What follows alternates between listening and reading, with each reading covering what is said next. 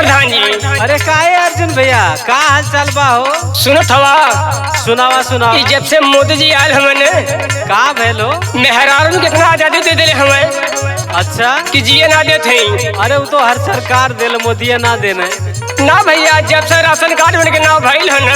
अच्छा अरे हमार भैया जिये मुहाल कर दिले हो। अच्छा भयल काहे इतना परेशान हवा? सुनी सुनावा। सुनी प्रधान जी, सुनी प्रधान राती मारल में हरिया। सुनी प्रधान राती मारल में हरिया। सुनी प्रधान राती मारल में हरिया। सुनी प्रधान मारी मारी हमारा कतोरल पजरिया। सुनी प्रधान राती मारल में हरिया। सुनी प्रधान राती मारल में हरिया। सुनी प्रधान राती मारल में हरिया। सुनी प्रधान और सुना। अरे कैसे मरले हो? अरे हमार भैया बहुत मार मरले हो। सुनावा और सुनावा। घरवा में शासन हुआ हमारे चलावले। हमारे चलावेले हो। हमारे चलावेले। हमारे चलावेले। रे बेटा बे कही के ऊ हमके बोलावेले। हमके बोलावेले हो। हमके बोलावेले। हमके बोलावेले हो। हमके बोलावेले। तानी तानी बतिया उठावले मुंगरिया। सुनी प्रधान राती मारल में हरिया। सुनी प्रधान राती मारल में हरिया। सुनी प्रधान राती मारल में हरिया। सुनी प्रधान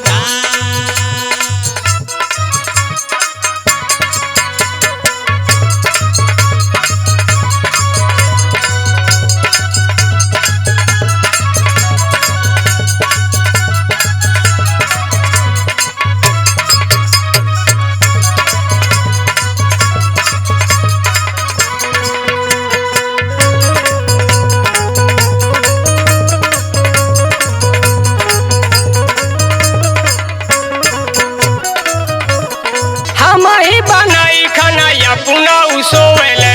अपना सोवेले हो। अपना सोवेले। अपना सोवेले हो। अपना सोवेले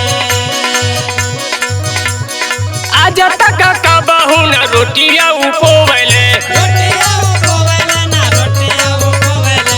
रोटिया ना पोवेले हो। रोटिया ना पोवेले लागल बिया चोटिया।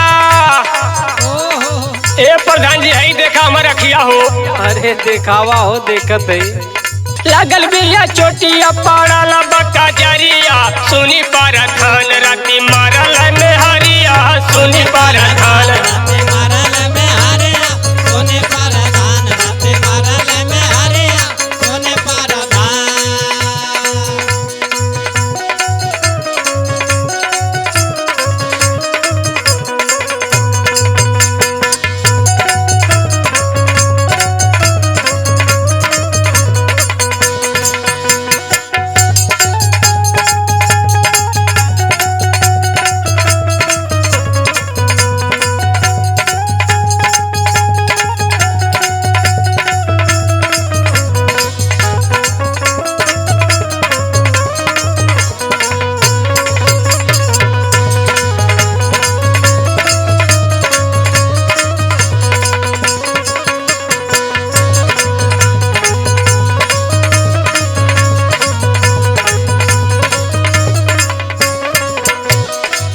हे मुकेश भैया, का हो?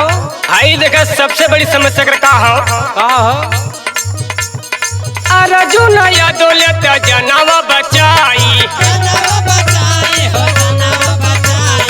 जनावा बचाए हो। जनावा बचाए झूठा बोली अगवा सारा देहल फसाई। देहल फसाए हो। देहल फसाए। देहल फसाए हो। देहल फसाए अर्जुन शर्मा मोदी का ही बोरल पगड़िया। सुनी प्रधान राती मारल में हरिया। सुनी प्रधान राती